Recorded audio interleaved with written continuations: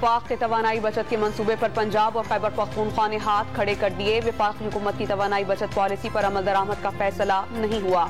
मुआविन खुसूसी बराए इत्तलात बैरिस्टर सैफ की वजाहत, उजलत में किए गए वफाक के फैसले कबूल नहीं। मियां असलम इकबाल का ऐलान। मुल्क भर में मार्केट्स रात 8:30 बजे, शादी हॉल्स 10 बजे बंद करने का ऐलान। सरकारी इदारों में बिजली के इस्तेमाल में 30% की कमी।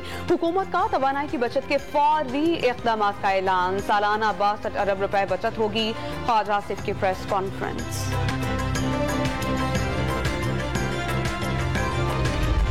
और खानेवाल में Multan national highway firing, CTD का डायरेक्टर नवीद सयाल और इंस्पेक्टर नासिर अब्बास को कत्ल कर दिया गया। मोटरसाइकिल सवार मुलजिमान फायरिंग करते हुए फरार हो गए। जिम्मेदारान को मंतकी अंजाम तक पहुंचाया जाएगा। एडिशनल IG का ऐलान।